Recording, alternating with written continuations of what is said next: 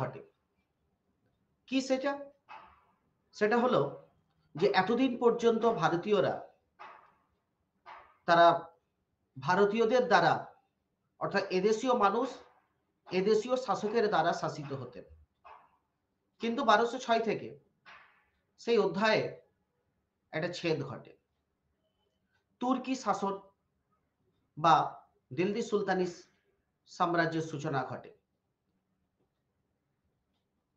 1191 খ্রিস্টাব্দে তরাইনের প্রথম যুদ্ধ এবং 1192 খ্রিস্টাব্দে তরাইনের দ্বিতীয় যুদ্ধে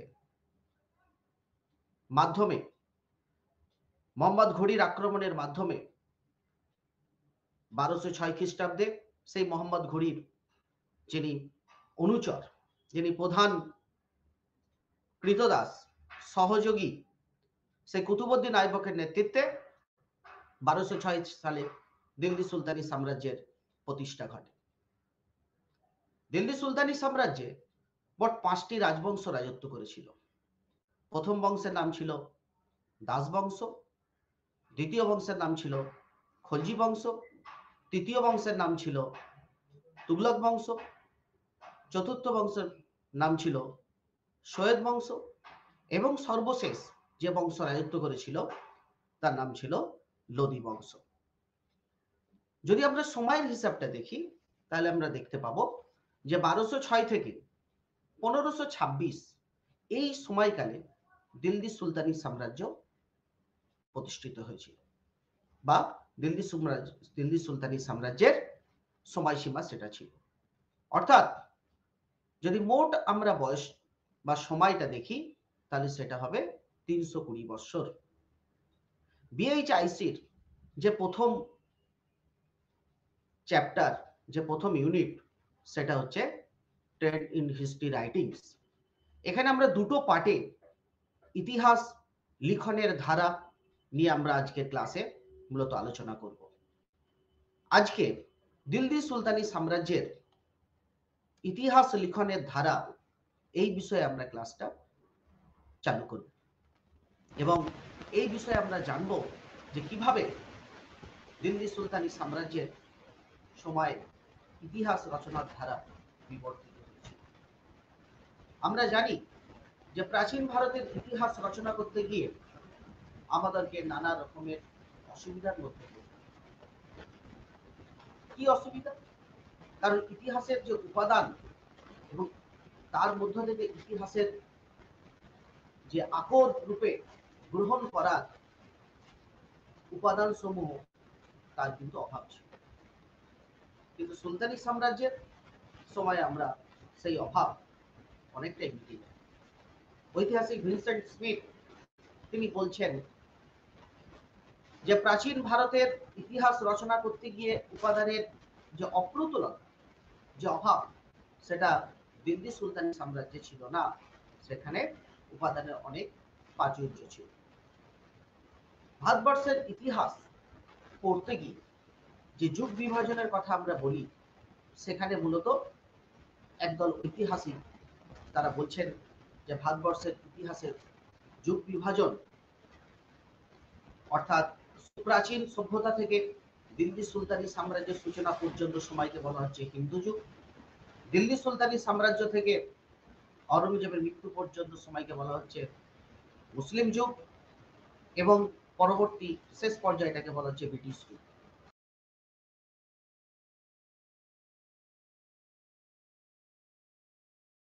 দিয়ে ইতিহাসের যুগ বিভাজন করা যায় না, সেটা ইতিহাস সম্মত হবে না।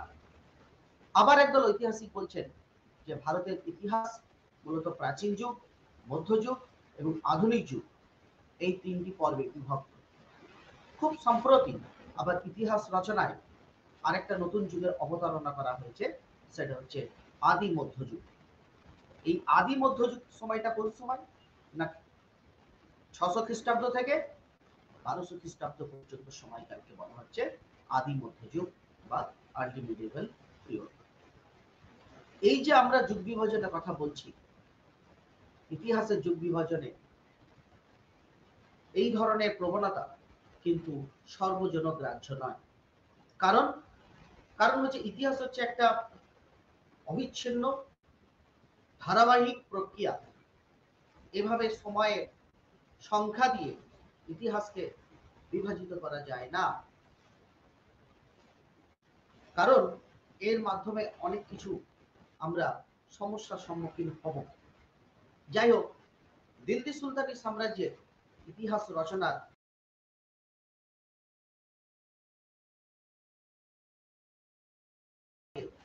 আলোচনা করব। একটা হচ্ছে বিভিন্ন সরকারি দলিলপত্র, 2 নম্বর হলো সমসাময়িক ঐতিহাসিকদের রচনা, 3 নম্বর হচ্ছে বিদেশি পর্যটকদের বিবরণ, এবং 4 নম্বর হচ্ছে মুদ্রা, শিল্প নিদর্শন প্রভৃতি। এর বাইরে আরেকটা জিনিস আমাদের মনে রাখতে হবে যে দিল্লি সুলতানি সাম্রাজ্যের যে ইতিহাসের উপাদানগুলো আমরা দেখব, সেই উপাদানগুলোর যে গুরুত্বপূর্ণ কতটা, সেইগুলো যখন আমরা বুঝবো, তার আগে আমাদেরকে একটা বিষয় মনে রাখতে হবে, সেটা হচ্ছে তারিখ। তারিখ বিষয়টা একটু মনে রাখতে হবে। তারিখ শব্দের অর্থ হচ্ছে, এটা একটি আরবি শব্দ। তারিখ শব্দের অর্থ হলো ডেট, ক্রোনোলজি। কিন্তু একটা সময় দেখা যায় যে এই তারিখ, এটা কিন্তু ডেট বা ক্রোনোলজিকে শুধুমাত্র বোঝাচ্ছে না, এটা কোথাও যেন একটা ইতিহাসের সাথে সমর্থক হয়ে যাচ্ছে, ইতিহাসের সাথে কোথাও যেন একটা সমার্থক সমভাবে বসছে বা তার অর্থ গিয়ে দাঁড়াচ্ছে। হযরত মুহাম্মদের সময় থেকেই দেখা যায় যে ইসলামিক বিশ্বে বা মুসলিম বিশ্বে জীবনী লেখা, বিভিন্ন ঘটনার বৃত্তান্ত লিপিবদ্ধকরণের একটা প্রক্রিয়া চালু হয়। পারস্যে যখন ইসলামের আধিপত্য দেখা দিল, সেই আধিপত্যে পারসিক, তুর্কি এবং আরবীয়, এই তিনটে ট্র্যাডিশনই কিন্তু সেখানে ইতিহাস রচনায় বা হিস্টোগ্রাফির ক্ষেত্রে প্রাধান্য পায়। আমরা জানি ভারতবর্ষে যে তুর্কিরা শাসন করেছে, সেই তুর্কিরা মধ্য এশিয়ার এই যে পারসিক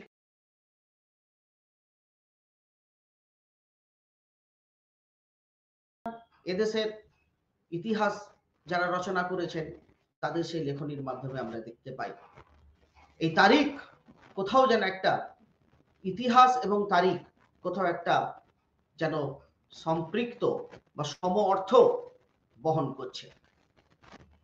সুতরাং আমরা যদি উদাহরণ নিই, তাহলে দেখতে পাবো যে ইতিহাসের নানা ক্ষেত্রে বা বিভিন্ন গ্রন্থের নামের ক্ষেত্রে এই তারিখ শব্দটি ব্যবহৃত হচ্ছে। বিশেষত আমরা বলতে পারি জিয়াউদ্দিন বার্নির লেখা একটি গ্রন্থ, বিখ্যাত গ্রন্থ, এটা সুলতানি যুগের ইতিহাসের রচনার একটি আকর গ্রন্থ।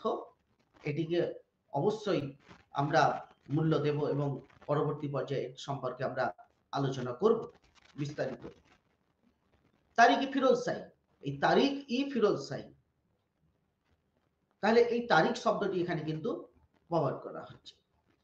যাই হোক, এবার আমরা ক্রমান্বয়ে দেখব যে দিল্লি সুলতানি সময়কালে ইতিহাস রচনার যে গতি, যে ধারাবাহিকতা, সেখানে স্টেপ বাই স্টেপ পরপর আমরা কিভাবে তার উপাদানগুলো দেখতে পাচ্ছি।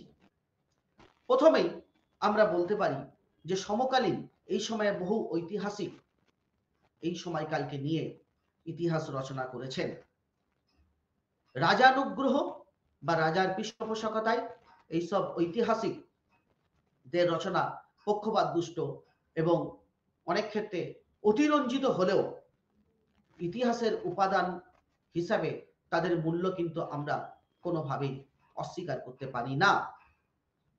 এ ব্যাপারে আমরা প্রথমেই যেটা করব সেটা হচ্ছে আমরা একটা তালিকা জানার চেষ্টা করব, যেখানে আমরা পরপর আমাদের মনে রাখতে সুবিধা হবে। একটু বলে রাখি যে এই তালিকার মধ্যে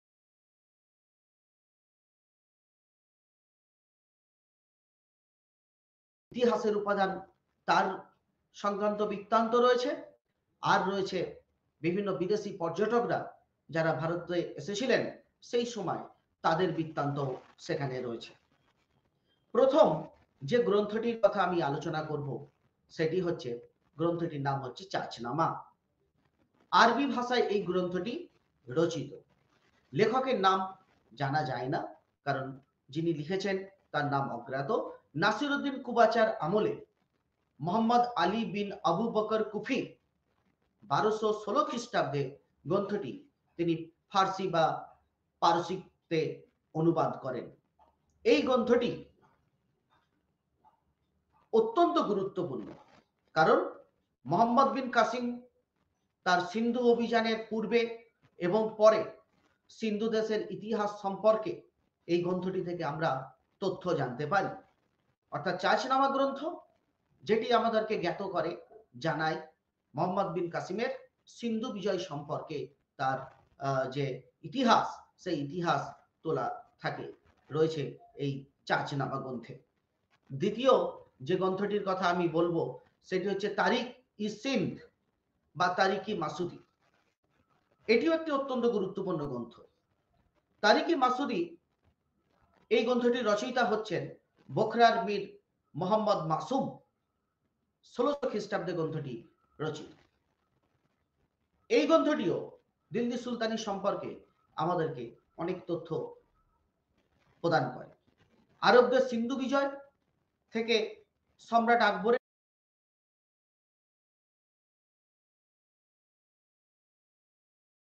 পর্যন্ত যে ইতিহাসের ঘটনা, সেই ঘটনা আমরা তারিখ-ই সিন্ধ বা তারিখ-ই মাসুদির মধ্যে আমরা পাই।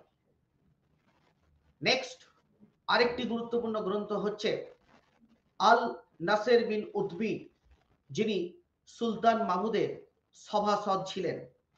কিয়াত উল ইয়ামিনী বা কিতাব উল ইয়ামিনী, এই গ্রন্থটিও কিন্তু আরবি ভাষায় লেখা।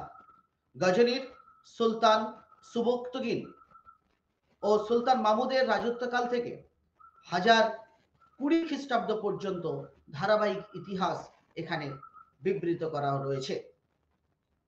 হাসান নিজামী সুলতানি যুগের যে সমস্ত ঐতিহাসিকদের রচনা থেকে আমরা বিভিন্ন তথ্য পাই, তার অত্যন্ত গুরুত্বপূর্ণ নাম হচ্ছে হাসান নিজামী। তার বিখ্যাত গ্রন্থ সেটা হচ্ছে তাজ উল মাসির, যেটা আরবি এবং ফার্সি এই দুটি ভাষাতে আংশিক লেখা রয়েছে। দিল্লি সুলতানি রাজত্বের প্রথম দিকে, অর্থাৎ 1192 থেকে 1228 এই সময়কাল, 1192 থেকে 1228 এই সময়কালের ইতিহাস আমরা সম্বন্ধে জানতে গেলে আমাদেরকে কিন্তু হাসান নিজামীর তাজুল মাসির গ্রন্থটি সম্পর্কে জানতে হবে এবং পড়তে হবে। কুতুবউদ্দিন আইবক এবং ইলতুৎমিশের রাজত্বকালের যে প্রধান ঘটনাসমূহ, সেই ঘটনাসমূহের বৃত্তান্ত এই তাজুল মাসির গ্রন্থে রয়েছে। তাজুল মাসির ছাড়া মিনহাজউদ্দিন সিরাজ, মিনহাজ উস সিরাজ আরেকজন বিখ্যাত ঐতিহাসিক, যার গ্রন্থ অত্যন্ত বিখ্যাত গ্রন্থ তবাকত-ই-নাসিরি। এই গ্রন্থটি থেকেও আমরা দিল্লি সুলতানির ইতিহাস জ্ঞাত হতে পারি এবং এখানে মোহাম্মদ ঘুরির ভারত জয় এবং বখতিয়ার খলজির বাংলা জয় যে বিবরণ, সেই বিবরণ কিন্তু এখানে রয়েছে। এছাড়া 1206 খ্রিস্টাব্দে পর্যন্ত ভারতে তুর্কি সাম্রাজ্যের যে ইতিহাস, সেই ইতিহাস আমরা এই মিনহাজ উস সিরাজের তবাকত-ই-নাসিরি গ্রন্থ থেকে জানতে পারি। দিল্লি সুলতানির ইতিহাসবিদদের মধ্যে, ইতিহাস রচনাকারদের মধ্যে যার নাম সর্বাগ্রে উল্লেখযোগ্য এবং দিল্লি সুলতানির সর্বশ্রেষ্ঠ যাকে আমরা মনে করি ঐতিহাসিক হিসাবে, তার নাম জিয়াউদ্দিন বার্নি। আমরা জিয়াউদ্দিন বার্নি সম্পর্কে বিস্তৃত আলোচনা করব। তবে বলে রাখি, জিয়াউদ্দিন বার্নির বিখ্যাত গ্রন্থ হলো তারিখ-ই ফিরোজশাহী। সুলতান গিয়াসউদ্দিন বলবন থেকে শুরু করে ফিরোজ শাহ তুগলকের সময় পর্যন্ত যে ইতিহাস, সেই ইতিহাসের বৃত্তান্ত এবং বিবরণ সেখানে লিপিবদ্ধ করা রয়েছে।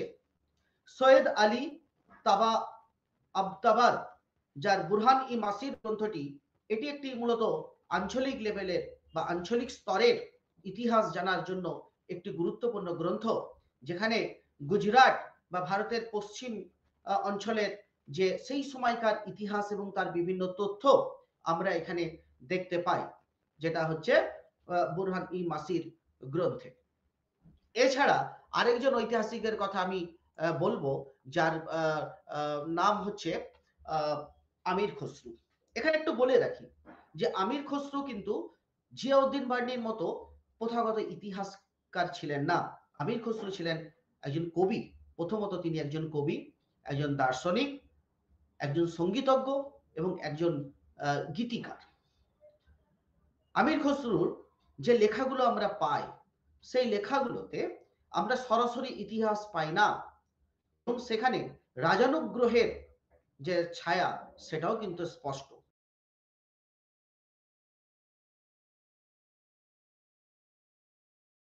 আদেশ তিনি কিন্তু পালন করেছেন। দিল্লি সুলতানির সময়ে আমির খসরু ভারতীয় এবং পারসিক এই যে পরিবেশগত মিল, এই মিলের মধ্যে দিয়ে তিনি ছোটবেলা থেকে একটা সমন্বয় সংস্কৃতির মধ্য দিয়ে মানুষ হয়েছেন, এবং সেই ভারতীয় ঐতিহ্য যেটা সমন্বয়, জাতি ধর্ম বর্ণ নির্বিশেষে প্রত্যেক মানুষের সংস্কৃতিকে পরস্পর শ্রদ্ধা করার যে মনোভাব, তার লেখার মাধ্যমে সেগুলো ফুটে উঠেছে। আমির খসরু এদেশীয় ভারতীয় সংস্কৃতি এবং পারসিক সংস্কৃতির একটা মিল বন্ধকার ছিলেন, এবং আমির খসরুর যে লেখা, সেই লেখার মাধ্যমে আমরা তার কিন্তু প্রকাশ দেখতে পাই। ভারতবর্ষের তোতা পাখি রূপে আমির খসরুকে কিন্তু অভিহিত করা হয়। আমির খসরু অনেকগুলি গ্রন্থ লিখেছেন, যে গ্রন্থগুলি আমি আগেই বললাম সরাসরি ইতিহাস নয়, অর্থাৎ ইতিহাস লিখতে গেলে যে ধরনের অতীতকে অনুসন্ধান করতে হয়, অতীত নিয়ে চর্চা করতে হয়, সেই ধরনের পরিশ্রম কিন্তু আমির খসরু করেননি। কিন্তু তিনি যেটুকু লিখেছিলেন সেটা সত্য লিখেছিলেন, কোনো মিথ্যা বা কাউকে ছোট করার জন্য কিন্তু তিনি কিছু লেখেননি। আমির খসরুর যে লেখা, তার মধ্যে উল্লেখযোগ্য হচ্ছে নুসিফি। আমির খসরু এটি লেখেন, এবং এখানে মুবারক শাহের যে সামরিক অভিযান, সেই অভিযানের বৃত্তান্ত সম্পর্কে আমরা জানতে পারি নুসিফি গ্রন্থে। আরেকটি গুরুত্বপূর্ণ গ্রন্থ হচ্ছে আমির খসরুর খাজা ইন উল ফতুহ, যেটা আলাউদ্দিন খলজির দক্ষিণ ভারত অভিযান। আমরা জানি খলজি বংশের অন্যতম শ্রেষ্ঠ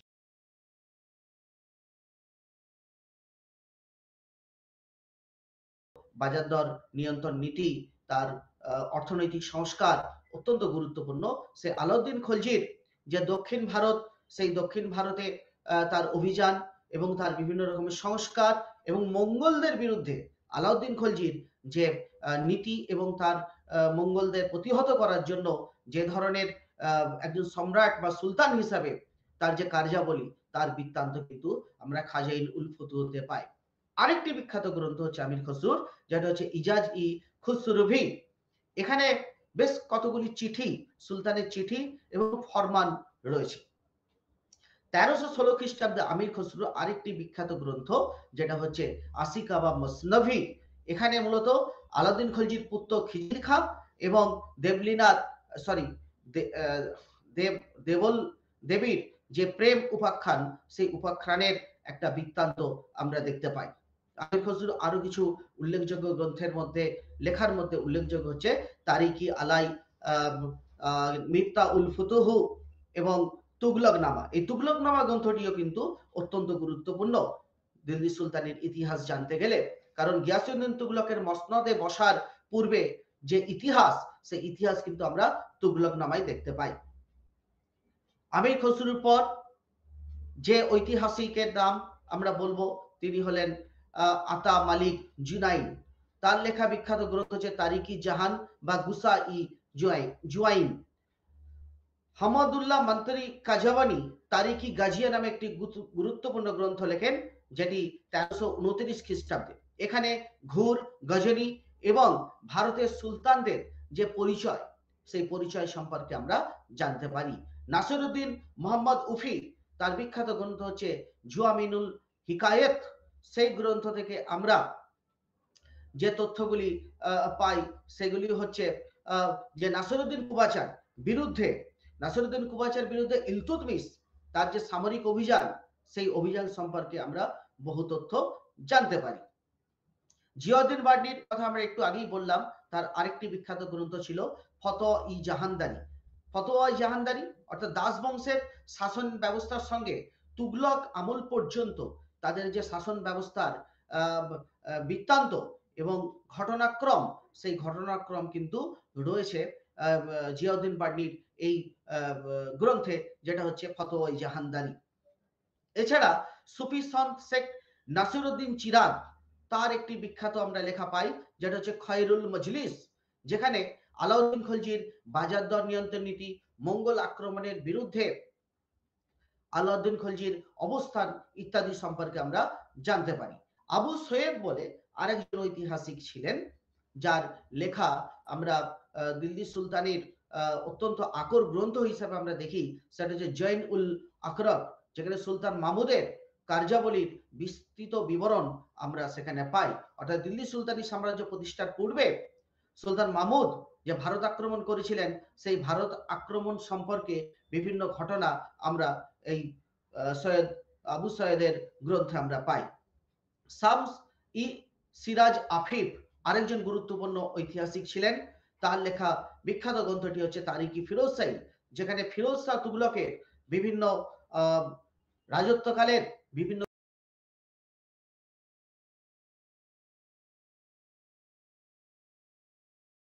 লিপিবদ্ধ রয়েছে। শামস ই সিরাজ আফিফ। ইয়ায়া বিন আহমদ সিরহিন্দ আরেকজন গুরুত্বপূর্ণ ঐতিহাসিক, যার লেখা বিখ্যাত গ্রন্থটি ছিল যেটা তারিখ ই মুবারক শাহী, সেখানে সৈয়দ বংশের শাসনতান্ত্রিক পর্বের যে ইতিহাস, সেই ইতিহাস সম্পর্কে আমরা কিন্তু জানতে পারি। আব্দুল্লাহ আরেকজন বিখ্যাত ঐতিহাসিক, যার লেখা থেকে আমরা তুর্ক আফগান শাসকদের শেষ পর্বে বিশদ লোদি বংশের রাজত্বকালের সম্পর্কিত তথ্য বা ইতিহাস আমরা জানতে পারি। এছাড়া যারা বিদেশি পর্যটক বা বিদেশি যে বৃত্তান্ত, সেখানে আমরা দুজনের নাম উল্লেখ না করলে কিন্তু এই আলোচনা সম্পূর্ণতা পায় না। তার একজন হলেন আল বিরুনি, যার লেখা তাওকিকি হিন্দ গ্রন্থ। এই তাওকিকি হিন্দ গ্রন্থটি একাদশ শতাব্দীর প্রারম্ভে ভারতের ধর্ম, সেই সময়কার ধর্মীয় পরিস্থিতি, বিভিন্ন সম্প্রদায়, তাদের নিয়ম নীতি, তাদের আচার অনুষ্ঠান, তাদের বিভিন্ন রকমের বিশ্বাস পদ্ধতি, সেই সম্পর্কে যেমন তথ্য এই তাওকিকি হিন্দ গ্রন্থ থেকে আমরা পাই, পাশাপাশি আমরা বিজ্ঞান, দর্শন, সাহিত্য, চিকিৎসা সংক্রান্ত ব্যাপারে তথ্যও কিন্তু আল বিরুনির এই তাওকিকি হিন্দ গ্রন্থ থেকে আমরা জানতে পারি। আরেকজন, তার নাম হচ্ছে ইবন বতুতা, কিতাব উল রেহলা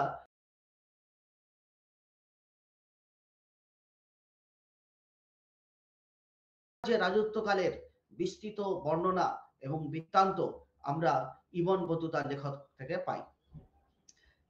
এছাড়া ফিরোজ শাহ তুগলক, তুগলক বংশের অত্যন্ত গুরুত্বপূর্ণ একজন সম্রাট শাসক ফিরোজ শাহ তুগলক, তার তারিখি ফিরোজশাহী, যেটা মূলত আত্মজীবনীমূলক গ্রন্থ, সেখানে সুলতান ফিরোজ শাহ নিজের ঘোষণাপত্র থেকে তার শুরু করে তার ধর্মনীতির বিভিন্ন দিক এখানে লেখা রয়েছে, এবং এই গ্রন্থটি আকারে কিন্তু খুব একটা বেশি বড় নয়, মাত্র 32 পৃষ্ঠার একটি গ্রন্থ। এভাবে তাহলে আমরা দেখতে পাচ্ছি যে চাচনামা গ্রন্থ থেকে শুরু করে বিভিন্ন ঐতিহাসিকরা বিভিন্নভাবে দিল্লি সুলতান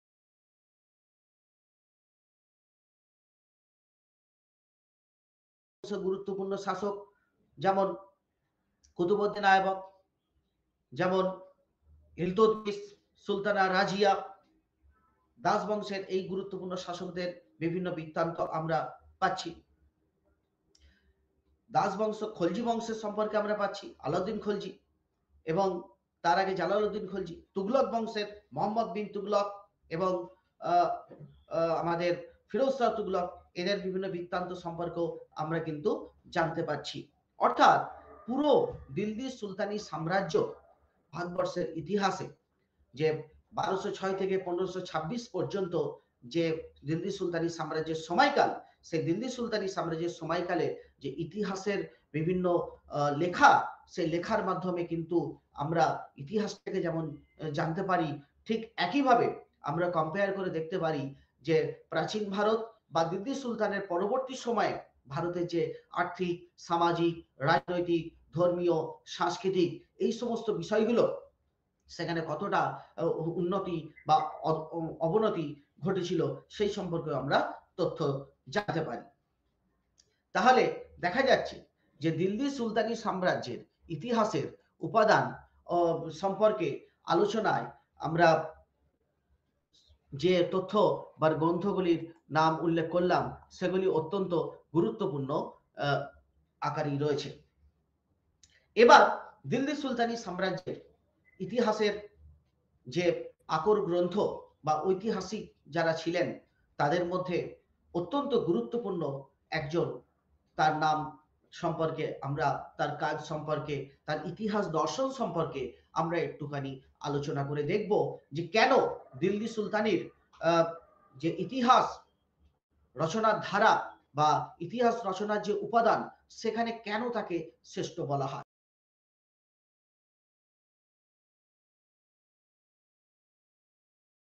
ঐতিহাসিকদের আমরা নাম পাই, তার মধ্যে অত্যন্ত গুরুত্বপূর্ণ এবং শ্রেষ্ঠ বললেও অত্যুক্তি হবে না, তার নাম হচ্ছে জিয়াউদ্দিন বার্নি। ঐতিহাসিকের যে দৃষ্টি, ঐতিহাসিকের যে মনন, ঐতিহাসিকের যে চিন্তা এবং ইতিহাস লিখনের পেছনে যে মানসিকতার দরকার সমস্ত কিন্তু জিয়াউদ্দিন বার্নির মধ্যে ছিল। জিয়াউদ্দিন বার্নির বিখ্যাত গ্রন্থটি হচ্ছে তারিখ ই ফিরোজশাহী। গ্রন্থটি মোটামুটি তাজুল মাসির অর্থাৎ মিনহাজুস সিরাজের যে তাজুল মাসির সেই গ্রন্থের উত্তরসূরি গ্রন্থ বলা চলে। তার এই গ্রন্থে সুলতান গিয়াসুদ্দিন থেকে শুরু করে ফিরোজ শাহ তুগলকের যে রাজত্বের প্রথম 6 বছর, সেই 6 বছর পরে রাজত্বের টোটাল ইতিহাসটা কিন্তু আমরা পুঙ্খানুপুঙ্খভাবে পাই। তিনি মিনহাজুদ্দিন সিরাজের রচনা পড়েছিলেন গিয়াসুদ্দিন তার তোমার জিয়াউদ্দিন বার্নি তিনি মিনহাজুস সিরাজের রচনা পড়েছিলেন, কিন্তু সেই রচনা দ্বারা তিনি অনুপ্রাণিত হয়েছিলেন, কিন্তু মিনহাজুদ্দিনের লেখার সাথে তিনি কিন্তু হুবহু তাকে কপি করেননি, তিনি নকল করেননি, কারণ তিনি মনে করতেন যে কাউকে নকল করলে বা কাউকে কপি করলে মানুষ তার ইতিহাসটাই পড়বে, তিনিই জনপ্রিয় হবেন। ফলে মধ্যযুগের প্রেক্ষাপটে দাঁড়িয়ে এই ধরনের একজন মানসিকতা সম্পন্ন ঐতিহাসিক, যিনি অন্যের গ্রন্থ পড়ছেন, উৎসাহিত হচ্ছেন, মনোগ্রাহী হচ্ছেন, তার কাহিনী লিপিবদ্ধ করছেন, কিন্তু তাকে পুরোপুরি নকল করছেন না, বরঞ্চ তিনি এই মত পোষণ করছেন যে মিনহাজের মতো একজন বিদগ্ধ পণ্ডিতের রচনা যদি আমি সরাসরি কপি করি তাহলে কি হবে, মানুষ তো মিনহাজউদ্দিনের লেখাই পড়বে, তার রচনা আর পড়বে না। এই ধরনের মন্তব্য কিন্তু আমরা জিয়াউদ্দিন বার্নির লেখার মাধ্যমে প্রকাশ পেতে দেখছি। এটা অত্যন্ত একটা গুরুত্বপূর্ণ ইম্পর্টেন্ট। এটা ইতিহাসের যে বিষয়বস্তু, ইতিহাসের যে দর্শন সে সম্পর্কেও বার্নির কিন্তু একটা স্পষ্ট ধারণা ছিল। ইতিহাস সম্পর্কে তিনি বলতেন কি না, ইতিহাস থেকে রাজা এবং অভিজাতদের কথা জানা যায়। ইতিহাস থেকে রাজা অর্থাৎ সুলতান সম্রাট। এখানে একটা কথা বলে রাখি যে দিল্লির সুলতান যারা ছিলেন তারা প্রত্যেকেই কিন্তু এদেশে রাজনৈতিক বৈধতা অর্জনের চেষ্টা করতেন, অর্থাৎ ধর্ম অপেক্ষা রাজনৈতিক প্রয়োজনীয়তাবোধ তাদের কাছে কিন্তু বেশি গুরুত্বপূর্ণ ছিল, যে কারণে সবসময় দিল্লির সুলতানরা উলেমাদের কথা শুনতেন না। তাহলে জিয়াউদ্দিন বারানি জানাচ্ছেন যে ইতিহাস বিষয়বস্তু যে যেখানে রাজা এবং অভিজাতদের কথা জানা যায়, আর জানা যায় কি না সরকারি কানুনের কথা, আর জানা যায় কি না শাসকের ইতিহাস থেকে শাসক পরবর্তী পর্যায়ে শিক্ষা নিতে পারেন। ইতিহাস সত্যানুসন্ধানী, সত্যকে প্রকাশ করা হলো ইতিহাসের মূল কাজ বা মূল ধর্ম।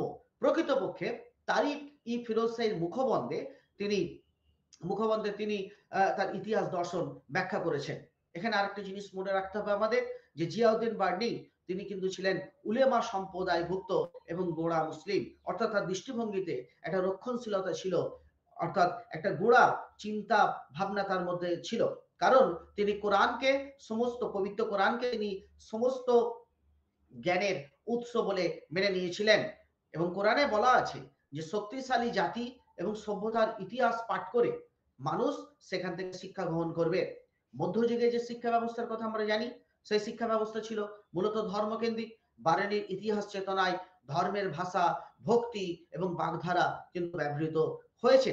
বারেনির দৃষ্টিতে ইতিহাস হলো মানুষের সামগ্রিক জীবনের, অর্থাৎ টোটাল মানুষের একটা জীবন, সেই সামগ্রিক জীবনের একটা চিত্র বা উত্থান পতনের একটা বৃত্তান্ত।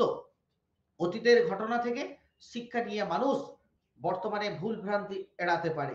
ঐতিহাসিক লক্ষ্য করেন সাম্রাজ্য এবং জাতির কেন উত্থান পতন ঘটে, পরিবর্তন হয়। তাহলে এখানে আমরা বুঝতে পারছি যে জিয়াউদ্দিন বার্নি তার যে ঐতিহাসিক শ্রেষ্ঠত্ব, সেই শ্রেষ্ঠত্বের পেছনে তার একটা ঐতিহাসিকতা সম্পর্কে একটা নিজস্ব দর্শন ছিল, বিষয়বস্তু সম্পর্কে নিজস্ব একটা চিন্তা চেতনা ছিল। তিনি একদিকে ইতিহাসকে উপস্থাপন করতে চাইছেন সম্রাটের কাছে একটা দৃষ্টান্ত হিসাবে, যেখান থেকে রাজা শিক্ষা নেবেন, সুলতান শিক্ষা নেবেন, আগের ভুল যাতে পুনরাবৃত্তি না ঘটে তার জন্য তিনি পরিকল্পনা করবেন। আবার পাশাপাশি যেহেতু তিনি গোড়া রক্ষণশীল এবং কোরআনকে তিনি আকর হিসাবে গ্রহণ করেছেন, তিনি বলছেন যে এখানে ইতিহাস রচনার মধ্যে তিনি ভাষা, ভক্তি অর্থাৎ ধর্মগত যে একটা ইমেজ, সেটাও কিন্তু তিনি তার এতে ব্যবহার করেছেন লেখনীর মাধ্যমে। তিনি মানুষের সামগ্রিক জীবন পদ্ধতির একটা উত্থান পতনের গ্রাফ হিসাবে ইতিহাসকে দেখেছেন।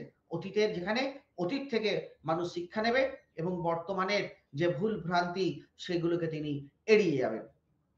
বারানির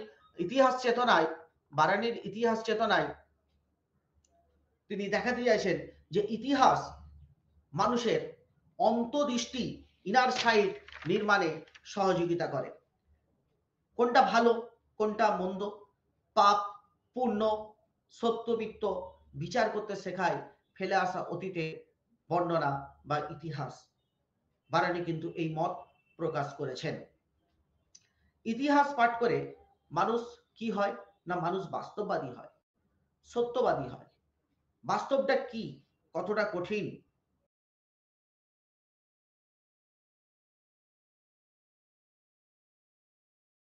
নীতির অনুসারী হয়ে সেটাকে এগিয়ে নিয়ে যেতে হবে, এই চেতনার মধ্যে বারানির একটা ইতিহাস দর্শন গড়ে উঠেছিল।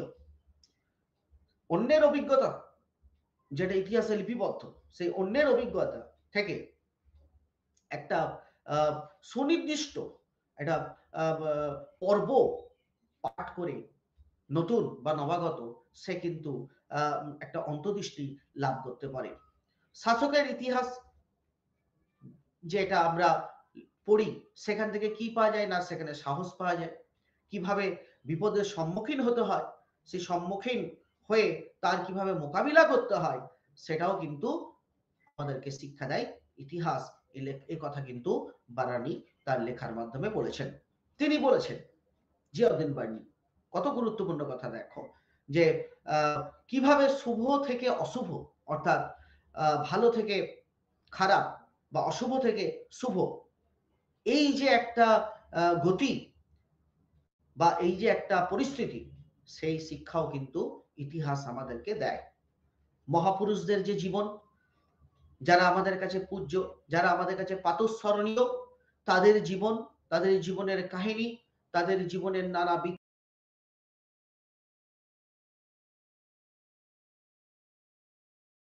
সাধারণ মানুষ যুদ্ধে লড়াই করার, জীবন যুদ্ধে নিজেকে চালনা করার, জীবন যুদ্ধে নিজেকে পরিচালিত করার শিক্ষা মানুষ পায় এবং সাথে সাথে পায় মনোবল। বারানির ইতিহাস দর্শনকে যদি আমরা খুব ভালোভাবে আলোচনা করি, তাহলে বারানির ইতিহাস দর্শনকে যদি আমরা খুব ভালোভাবে আলোচনা করি, তাহলে আমরা দুটো বৈশিষ্ট্যের কথা আমরা বলতে পারি। কি বৈশিষ্ট্য দুটো না? বারানির ইতিহাস চেতনা যে আমরা এতক্ষণ যেটা নিয়ে আলোচনা করলাম, সেই আলোচনায় আমরা দুটো বৈশিষ্ট্যের কথা আমরা তুলে ধরতে পারি। তিনি লিখছেন যে ইতিহাসের ভিত্তি হলো সত্যবাদিতা। ইতিহাসের ভিত্তি হলো সত্যবাদিতা, অর্থাৎ বিজ্ঞান। এখানে একটা বিষয় তোমরা মনে রাখ, রাখবে বা আমাদের স্মরণ করতে হবে, সেটা হচ্ছে কি না, বিজ্ঞান যেটাকে আমরা বলি পিওর সায়েন্স, সেখানে কিন্তু বিভিন্ন রকম সমীকরণের মাধ্যমে আমরা সত্যটাকে তুলে ধরি। ইতিহাসকেও কিন্তু এক অর্থে বিজ্ঞান বলা হয়। কেন বলা হয়? কারণ ইতিহাস হচ্ছে একটি সমাজ বিজ্ঞান। সমাজে ঘটে চলা বিভিন্ন পরিবর্তন, বিভিন্ন উত্থান পতন, ভালো মন্দ ইত্যাদি বিচার করে, তথ্য বা ডকুমেন্টস এর উপর ভিত্তি করে, বিভিন্ন উপাদানের উপর ভিত্তি করে আমরা সত্যটিকে তুলে আনার চেষ্টা করি। তাহলে বিজ্ঞান যে অর্থে সত্যকে তুলে আনতে চায়, সমাজ বিজ্ঞানের ক্ষেত্রে, মানুষের কার্যাবলীর ক্ষেত্রে ইতিহাসও সেই অর্থে কিন্তু সত্যকে তুলে আনতে চায়। তাহলে বৃহত্তর ক্যানভাসে, বৃহত্তর পরিপ্রেক্ষিতে আমরা ইতিহাসকেও বিজ্ঞান বলে অভিহিত করতে পারি। তাই বারানি লিখছেন,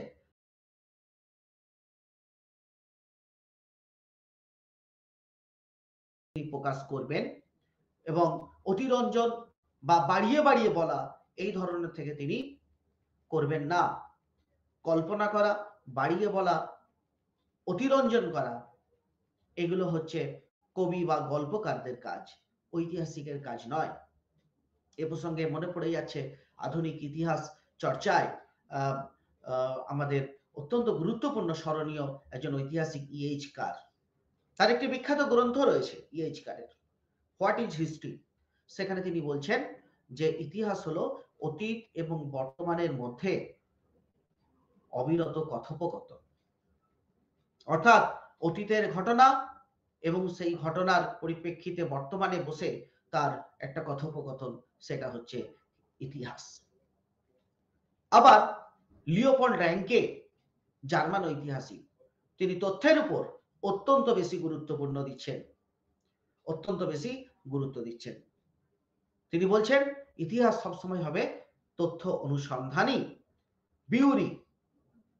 তিনি বলছেন যে ইতিহাস হলো একটি বিজ্ঞান, একটি কমও নয় এবং একটু বেশিও না। অর্থাৎ ইতিহাসের মধ্যে একটা, ইতিহাস রচনার মধ্যে, ইতিহাস তত্ত্বের মধ্যে একটা সত্যবাদীকে তুলে ধরার যে প্রয়াস আমরা আধুনিক যুগে দেখছি, এটা অনেক আগেই জিয়াউদ্দিন বার্নি তার লেখনীর মাধ্যমে প্রকাশ করেছেন। এখানেই জিয়াউদ্দিন বার্নি যে সময় লিখছেন, আর আজকে আমরা যে সময় বসে ইতিহাসের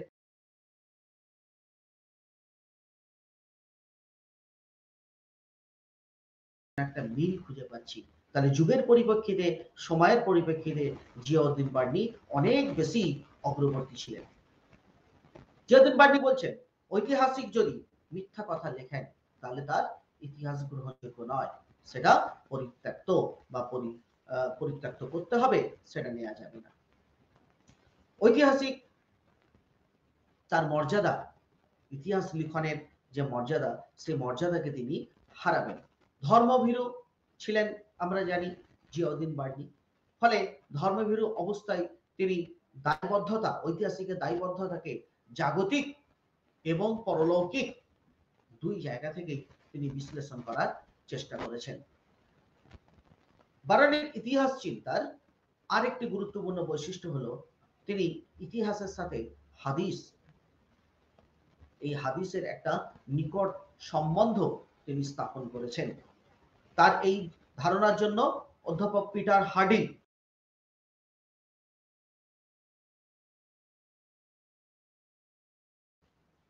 হাদিস, যেখানে প্রফেট মোহাম্মদ, পয়গম্বর মোহাম্মদ, তার বিভিন্ন কাজ, তার বিভিন্ন আদেশ, তার বিভিন্ন নিষেধ, তার জীবনের বিভিন্ন ঘটনাবলী সম্মিলিত রয়েছে। অর্থাৎ ইসলাম ধর্মের যে হাদিস আর ইতিহাস, এই দুটোর মধ্যে সম্বন্ধ স্থাপন করেছিলেন বলে জিয়াউদ্দিন বার্নিকে পিটার হার্ডি বলছেন যে তার ইতিহাস রচনা ছিল ধর্ম নির্ভর। কিন্তু এই বক্তব্য সর্বৈব কিন্তু মেনে নেওয়া যায় না। অধ্যাপক কে নিজামী তিনি মনে করছেন যে বারানির ইতিহাস চিন্তা কিন্তু ধর্ম নির্ভর ছিল না। কে নিজামী বলছেন বারানির ইতিহাস চিন্তা কিন্তু ধর্ম নির্ভর ছিল না। ইতিহাস চর্চা এবং হাদিস চর্চার মধ্যে যে পদ্ধতিগত মিল, সেই মিলের জন্য বারানি হাদিসের কথা উল্লেখ করেছেন। অর্থাৎ হাদিস যেখানে ধর্মের মহাপুরুষ, ধর্মের যোদ্ধাদের কথা তুলে ধরে,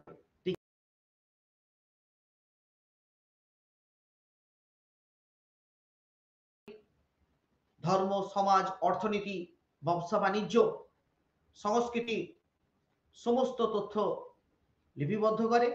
হাদিসও সেই ধরনের পদ্ধতিগত মিল রয়েছে।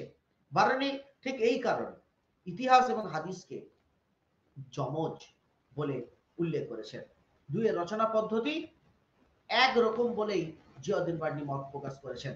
সমকালীন মানুষের যে সাক্ষ্য প্রমাণ, তার ভিত্তিতে হাদিস রচিত হয়। ইতিহাসও কিন্তু পদ্ধতিগতভাবে সেই ট্র্যাডিশনকে বা সেই ঐতিহ্যকে অনুসরণ করে।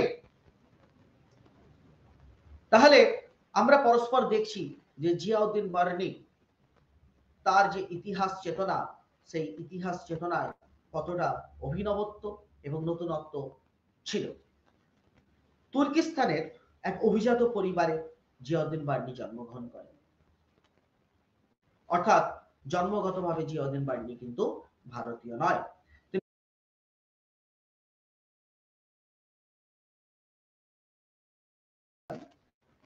সেই মোহাম্মদ বিন তুগলকের শাসনকালে তিনি উচ্চ রাজপদে আসীন ছিলেন। ফলে সমকালের রাজনৈতিক, অর্থনৈতিক, সাংস্কৃতিক, ধর্মীয়, আর্থিক নানা বিষয়ে তার ঐতিহাসিক অনুসন্ধিৎসা তিনি চালিয়েছিলেন এবং সেই অনুসন্ধিৎসা থেকে প্রাপ্ত তথ্য তিনি তার গ্রন্থে লিপিবদ্ধ করেছেন। তার সৎ এবং নির্ভীক ইতিহাস চেতনা সম্পর্কে শামসুল হক তিনি বলছেন যে মধ্যযুগের বিষয় বস্তুকে বিস্তৃত করার ব্যাপারে ও নির্ভীকভাবে সত্যকে প্রতিষ্ঠিত করতে মধ্যযুগের যে বৈশিষ্ট্য হচ্ছে ধর্মকেন্দ্রিক, সেখানে দাঁড়িয়ে জিয়াউদ্দিন বার্নি মধ্যযুগের প্রেক্ষাপটে বিভিন্ন ঘটনা বা বিষয়বস্তুকে বা কার্যকলাপকে বিস্তৃত করা এবং নির্ভীকভাবে সত্যকে প্রতিষ্ঠিত করতে এবং যারা বিখ্যাত তাদের কার্যকলাপ, সেই কার্যকলাপকে সমালোচনা করতে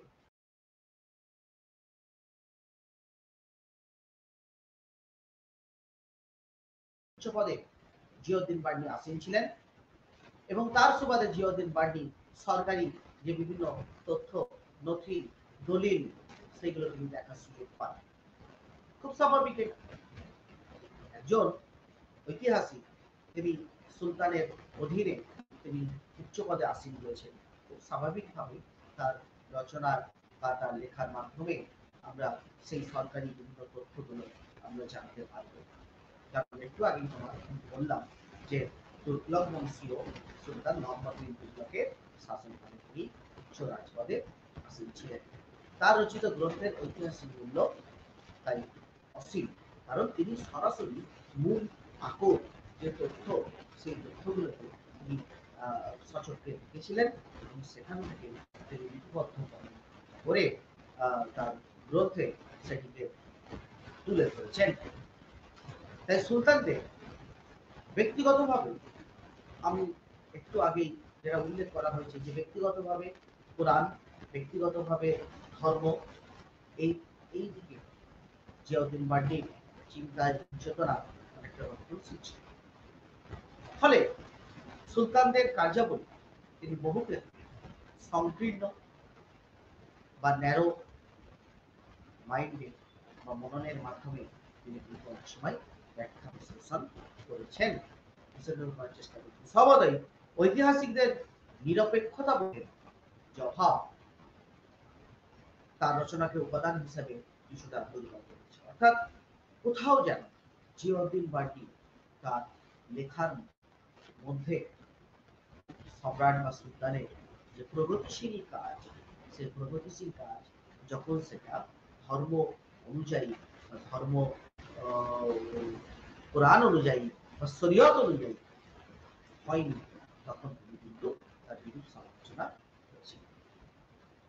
ফলে একজন ঐতিহাসিকের যে ইতিহাসগত নিরপেক্ষতা বজায় রাখা গুরুত্বপূর্ণ দায়িত্ব, সেই দায়িত্ব কোথাও যেন একটুখানি হলেও সেটাকে অবহেলা করছে, এবং তার পরিপ্রেক্ষিতে তার ইতিহাস রচনার দুর্বলতা আমরা দেখতে পাই।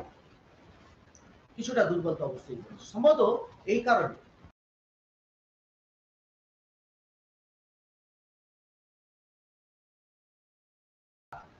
আমরা সুলতান হিসাবে জানি, এবং তার এই নতুন নতুন চিন্তা হয়তো যুগের পরিপ্রেক্ষিতে অনেক বেশি প্রগতিশীল, উন্নতশীল ছিল, যে কারণে তাকে ইতিহাসে খামখেয়ালি রাজা বা পাগল রাজা হিসেবে উল্লেখ করা হয়েছে বা কেউ কেউ দেখাতে চেয়েছে। তো মোহাম্মদ বিন তুগলকের যে পরিকল্পনা, তিনি সাম্রাজ্যের জন্য, দিল্লি সুলতানের উন্নতির লক্ষ্যে, দিল্লি সুলতানের অধীন প্রজাদের বিভিন্ন মঙ্গলার্থে তিনি যে সমস্ত পরিকল্পনাগুলো নিয়েছিলেন, তার সবগুলি তিনি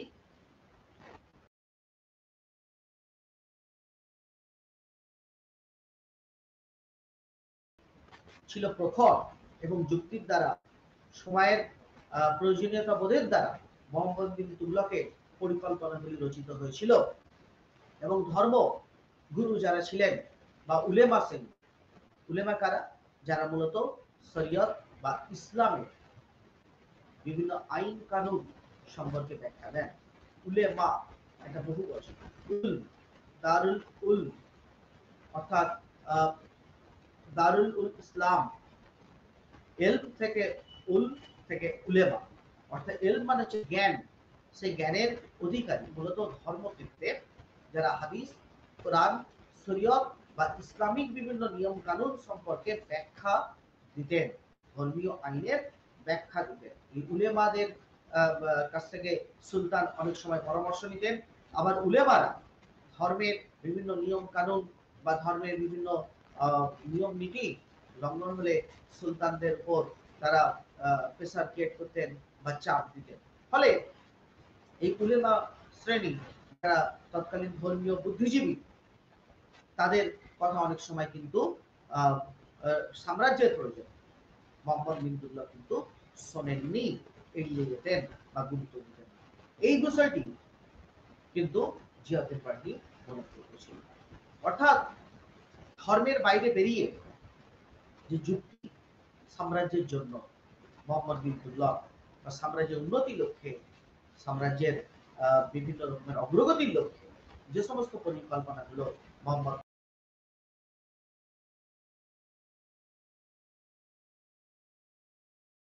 যেহেতু তিনি গোড়া এবং ধর্মের ব্যাপারে অত্যন্ত নরম বা অনুসারী, ফলে উলেমা শ্রেণী তাদের যে বক্তব্য, সেই বক্তব্যকে যখন মোহাম্মদ বিন তুগলক মানতে চাননি, তখন উলেমা শ্রেণীর এই যে অতি উদাসীনতা, সম্রাটের যে উদাসীনতা, সেই উদাসীনতাকে অনেক সময় কিন্তু জিয়াউদ্দিন পার্টির মনোভূত ছিল না। ফিরোজ তুগলকের আমলে বিভিন্ন রকমের যে রাজনৈতিক টানাপোড়েন, সেই রাজনৈতিক টানাপোড়েনে জিয়াউদ্দিন পার্টিও কিন্তু বাদ যায়নি। জিয়াউদ্দিন পার্টি এই ফিরোজ শাহ তুগলকের বিভিন্ন রাজনৈতিক টানাপোড়েনের খেসারত হিসাবে কি হয় না, বিভিন্ন রকমের সুযোগ সুবিধা, নিষ্কর জমি যেটা জিয়াউদ্দিন পার্টি পেয়েছিলেন, বা পেনশন বা আর্থিক বিভিন্ন যে সুযোগ সুবিধাগুলো, সেগুলো কিন্তু হারান জিয়াউদ্দিন পার্টি ফিরোজ শাহ তুগলকের সময়। খুব স্বাভাবিকভাবেই নিজের ব্যক্তি স্বার্থে বা নিজের অর্থনৈতিক স্বার্থে তার আঘাত আসার কারণে তিনি অনেক সময় মিশ্র,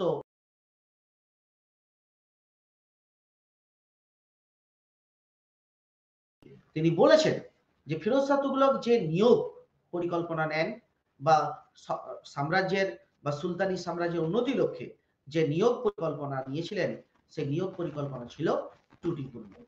তাহলে এখানে আমরা দেখতে পাচ্ছি যে ফিরোজ শাহ তুগলকের নিয়োগ পরিকল্পনা ত্রুটিপূর্ণ, নাকি জিয়াউদ্দিন বার্নির ব্যক্তি স্বার্থে আঘাত আসার কারণে জিয়াউদ্দিন বার্নি ফিরোজ শাহ তুগলকের যে সঠিক পরিকল্পনা সেটাকে সঠিকভাবে তুলে ধরছেন না, যেহেতু তার নিজের ব্যক্তি স্বার্থে কোথাও একটা আঘাত এসেছে। কারণ এতদিন ধরে যে পদ, যে জমি, যে আর্থিক সুযোগ সুবিধা বা নানা রকম সম্মান যেটা তিনি পেয়ে আসছিলেন ফিরোজ শাহ তুগলকের, নতুন নিয়মের ফলে তিনি সেগুলো থেকে বঞ্চিত হচ্ছেন। কারণ তিনি দেখাচ্ছেন যে ফিরোজ শাহ তুগলক নিম্নবর্গের মানুষ যাদেরকে উচ্চ পদে বসিয়ে তিনি অভিজাতদের দুর্ভাগ্য ডেকে আনেন। তাহলে নিম্নবর্গের মানুষ অর্থাৎ যোগ্যতার অপেক্ষা বর্ণ বা আভিজাত্য কোথাও যেন জিয়াউদ্দিন বার্নির মানসিকতাকে সংকীর্ণ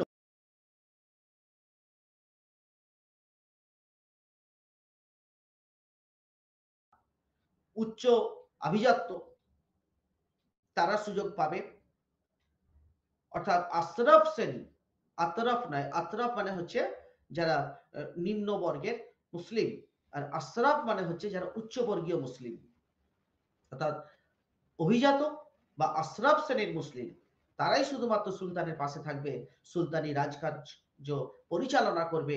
নিম্নবর্গের মানুষ বা আতরাফ শ্রেণীর মানুষ তাদের সুযোগ সুবিধা থাকলেও বা তাদের যোগ্যতা থাকলেও তারা সুযোগ পাবে না। এই ধরনের মানসিকতা, বদ্ধ মানসিকতা, সংকীর্ণ মানসিকতা জিয়াউদ্দিন বার্নির মধ্যে প্রকাশ পেয়েছে, যেটা অবশ্যই তার ঐতিহাসিক হিসাবে তার যে রচনার যে বিশিষ্টতা, সেই বিশিষ্টতাকে অনেকটা ম্লান করে বা দুর্বল করে দেয়। এটা আমাদের কিন্তু মনে রাখতে হবে। কারণ দিল্লি সুলতানের যে ইতিহাস রচনাকার যারা ছিলেন তারা কম বেশি প্রত্যেকেই রাজানুগ্রহ বা রাজার বা সুলতানের বা সম্রাটের তারা কিন্তু পৃষ্ঠপোষকতা পেয়েছিলেন। মানে কোথাও যেন একটা রাজার প্রতি দায়বদ্ধতা বাড়িয়ে বাড়িয়ে বলা, লেখা, এই ধরনের ট্র্যাডিশন থেকে জিয়াউদ্দিন বার্নি যেমন মুক্ত ছিলেন, তেমন আমরা পুরোপুরি মুক্ত ছিলেন এটাও কিন্তু আমরা বলতে পারছি না। জিয়াউদ্দিন বার্নির অপর আরেকটি গুরুত্বপূর্ণ গ্রন্থ ছিল ফুতুই জাহানদারি। এই গ্রন্থের লেখক কি করছেন না, এই গ্রন্থের লেখক সুলতানি শাসন নীতির তিনি পুঙ্খানুপুঙ্খ বিশ্লেষণ করছেন এবং দাস বংশের, যেটা দিল্লি সুলতানির প্রথম বংশ রাজবংশ ছিল, সেই দাস বংশের সাথে তুগলক বংশের যে শাসনতান্ত্রিক রীতিনীতির গভীর বিশ্লেষণ, সেই বিশ্লেষণ কিন্তু আমরা এই ফুতুই জাহানদারি গ্রন্থ থেকে জানতে পারি।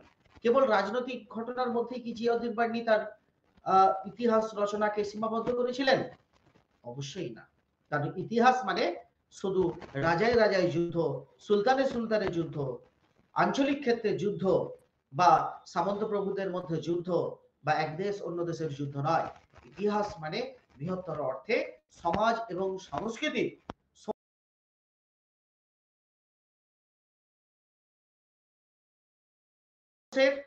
ফেলে আসা অতীতের সুসংবদ্ধ এবং বিধিবদ্ধ লিপিবদ্ধকরণ, record of past of human beings, human civilization, মানব সভ্যতার সার্বিক দিককে তুলে আনা। সুতরাং রাজনীতির কথা যদি শুধুমাত্র ইতিহাসে বলা হয় তাহলে সেটা কিন্তু রাজার ইতিহাস হলো, অন্য কারোর ইতিহাস কিন্তু সেখানে স্থান পেল না। তাহলে জিয়াউদ্দিন বার্নি শুধুমাত্র আমরা তার এই ফুতুই জাহানদারি গ্রন্থে শুধু রাজতান্ত্রিক ইতিহাসের বিবরণ আমরা পাই না, এখানে সুলতানি যুগের শাসনতান্ত্রিক আদর্শের বিশ্লেষণ হিসেবে কি ধরনের আদর্শ নিয়ে দিল্লি সুলতান রাজত্ব করেছিলেন, একটা সংক্ষেপে আমরা লাইন মনে রাখতে পারি যে দিল্লি সুলতানি সাম্রাজ্যের যারা পরিচালক, যারা সুলতান ছিলেন, তাদের কাছে ধর্ম অপেক্ষা রাজনৈতিক প্রয়োজনীয়তাবোধ এবং এদেশের মাটিতে এদেশের মানুষের কাছে সুলতানি সাম্রাজ্যকে গ্রহণযোগ্য করে তোলাই কিন্তু তাদের মূল মুখ্য উদ্দেশ্য ছিল। যে কারণে তারা অনেক সময় উলেমা শ্রেণী বা এদেশীয় ধর্মীয় যারা গোষ্ঠী তাদের কথা শোনেননি। রাজনৈতিক প্রয়োজনীয়তাবোধ তাদের প্রধান ছিল, কারণ তারা জানতেন ভারত হচ্ছে বহু জাতি, বহু ধর্ম, বহু বর্ণ এবং বহু পেশার, বহু ভাষার সমন্বিত একটা দেশ। এদেশে রাজত্ব করতে গেলে আমাদেরকে সবসময় মানুষের প্রয়োজন এবং প্রয়োজনীয়তা বোধের কাছে মাথা রাখতে হবে, সবসময় ধর্ম বিষয়টা নিয়ে হবে না। এ প্রসঙ্গে একটা ঘটনা বলি। ইলতুৎমিশের কাছে একজন সুফি সাধক এসে বলছেন যে সুলতান, আমাদের দারুল হারব থেকে দারুল ইসলামে পরিণত করতে হবে ভারতবর্ষকে। ইলতুৎমিশ তখন বললেন যে এক থালা গরম ভাতের উপর আমরা সামান্য একটা নুনের মতো অবস্থিতি, আমরা সুলতান, এই অবস্থিতিতে এদেশীয় অধিক সংখ্যক মানুষকে আমি কোনোদিন বাধ্য করতে পারি না। আলাউদ্দিন খলজির রাজতান্ত্রিক আদর্শের মধ্যে সেটা আমরা দেখেছি যে তিনি সাম্রাজ্যের প্রয়োজনে সবকিছু মেনে নিতে বা করতে বাধ্য এবং সেখানে ধর্মের কোনো বাধ্যবাধকতা তিনি মানবেন না। জিয়াউদ্দিন বার্নি লেখকের মধ্যে আমরা অর্থনৈতিক রাজনীতি ছাড়াও অর্থনীতির দিকটাও কিন্তু গভীরভাবে বিশ্লেষণ দেখতে পাই। সেই যুগে দাঁড়িয়ে অর্থনীতির বিভিন্ন ঘটনা সংক্রান্ত বই কিন্তু অত্যন্ত অপ্রতুল। ঐতিহাসিক হিসাবে জিয়াউদ্দিন বার্নির যে লেখা, সেই লেখাতে অনেক সময় আরেকটা দুর্বলতার দিক যেটা ছিল সেটা হচ্ছে যে তিনি অনেক সময় তার পৃষ্ঠপোষকদের সমালোচনা করতেন, যে কারণে পরবর্তী ঐতিহাসিক ফেরিস্তার বিরূপ সমালোচনা তিনি পরবর্তীকালে ঐতিহাসিক ফেরিস্তা তার বিরূপ সমালোচনা করেছিলেন এবং ঐতিহাসিক হেনরি ইলিয়ট বারানিকে পক্ষপাত দুষ্ট ইতিহাসবিদ বলে অভিহিত করেছেন। তবে একটা জিনিস মনে রাখতে হবে যে দিল্লি সুলতানি সাম্রাজ্যের ঐতিহাসিক হিসাবে জিয়াউদ্দিন বার্নি খুবই উল্লেখযোগ্য নাম। তার লেখায় হয়তো সামান্য কিছু গুণগত ক্ষেত্রে কিছু হয়তো ভুল ত্রুটি রয়েছে, কিন্তু সার্বিকভাবে তার ইতিহাস, মধ্যযুগের ইতিহাস জানার জন্য অত্যন্ত গুরুত্বপূর্ণ আমাদের আকর এবং উপাদান। মোহাম্মদ হাবিবের মতে তিনি বলছেন যে তিনি শুধু ঘটনার বিবরণকেই ইতিহাসের মধ্যে সীমাবদ্ধ রাখেননি, তিনি ইতিহাসকে সমাজের দর্পণ হিসেবে তুলে ধরেছেন।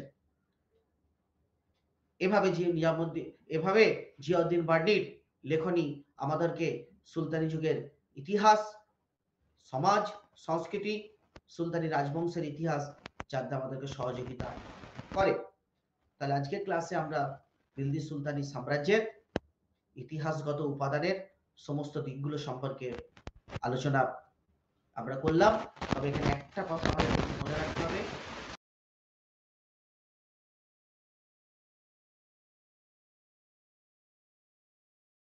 অনেক গল্প রয়েছে, অনেক রাজানুগ্রহে লেখা রয়েছে যেগুলো পৃষ্ঠপোষকতার নিদর্শন, এগুলোকে কোনোভাবে আমরা যখন ইতিহাসের অধ্যায়ে আমরা সন্নিবিষ্ট করব তখন আমাদেরকে খুব সাবধানতার সাথে এগোতে হবে। আজকের ক্লাসে আমরা দিল্লি সুলতানি সাম্রাজ্যের ইতিহাস রচনার বিভিন্ন ধারা এবং তার বিভিন্ন উপাদান